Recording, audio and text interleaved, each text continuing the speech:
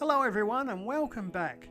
In today's video I'm going to be finishing off my first ferment of the season, which also turned out to be the first completed hot sauce of the year for me, to produce a beautiful buffalo style sauce. Unfortunately, I didn't capture the creation of the mash. This consisted of 1 kilogram of several spicy but not super hot peppers, such as chiltepins, piquins, black cobras, and with the addition of 40 grams of salt.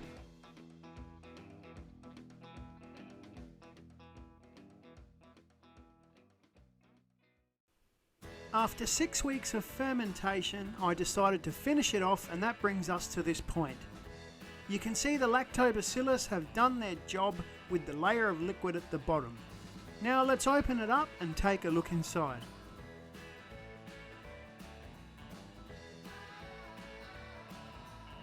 This turned out to be a perfect ferment with no calm yeast or mould. It also had that classic fermented acidic smell to it. When it comes to ferments, if you're unsure, always trust your nose. I'm now transferring the fermented mash into my Ninja blender to process for a smooth consistency.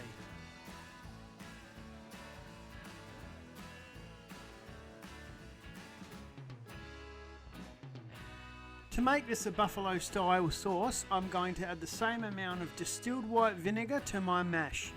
We have 1 litre of pepper mash, so I'm going to add 1 litre of distilled white vinegar for a 1:1 ratio.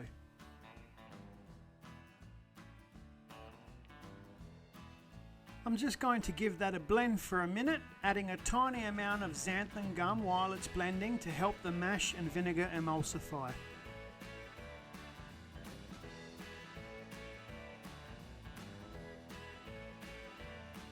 I've transferred the blended sauce into a jug. I just think it's easier to manage. It's a beautiful colour, smells lovely. Now it's time for a taste. And I can tell you, even though I didn't use super hots, this is spicy, but it tastes amazing. To help the sauce remain emulsified, I'm going to use this Erlenmeyer flask with these magnets to stir the sauce for a few days.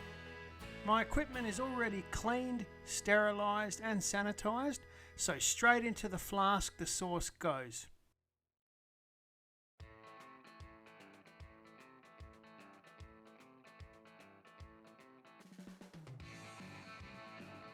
I'm now going to put a sandwich bag over the top and seal with a rubber band. I then transfer the flask into my fermenting cupboard where my budget DIY stir plate is waiting. I'm going to turn it on and leave it for a few days. Life got in the way with this. A few days actually turned out to be a week.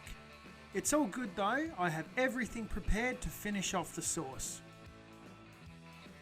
Before we bottle the sauce, I'm going to pass it through a sieve because I don't want the seeds and skin in the sauce. I'm wanting a smooth, runny consistency with this. You can use a spatula or a spoon here, but I find the best tool to use for this is a ladle, and you'll see why.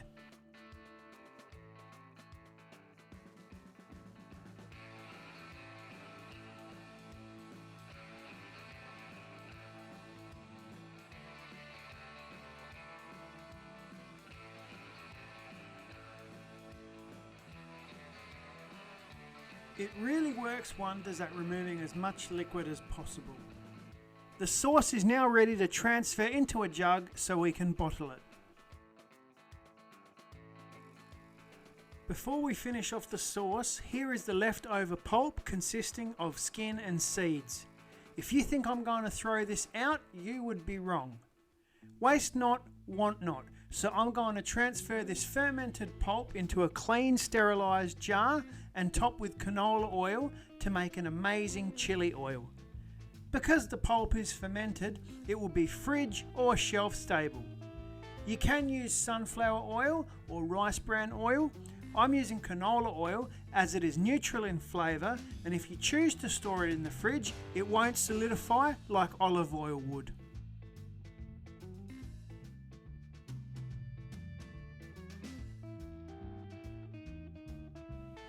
We have just under 2 litres here, which was enough for 6 large and 4 small bottles. So sit back and enjoy as I fill them up.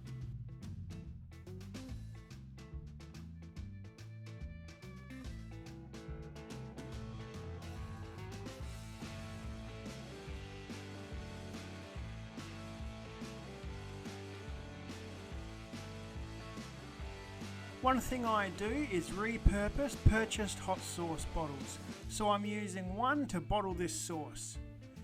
They are really cute and would be a great bottle for super hot sauces that don't require a large serving quantity.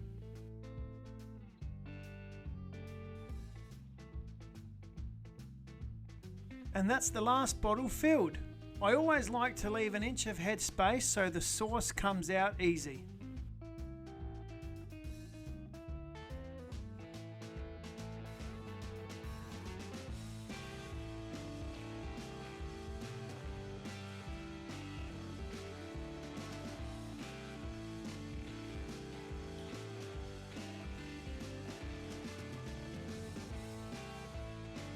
That's the lucky last bottle capped, and my first hot sauce of the year is complete. I look forward to sharing more sauces in future videos as the season slowly comes to an end. If you enjoyed this video, please leave a comment, like and subscribe. Thanks for watching, and for Frankie's Fire, see you same chili time, same chili channel.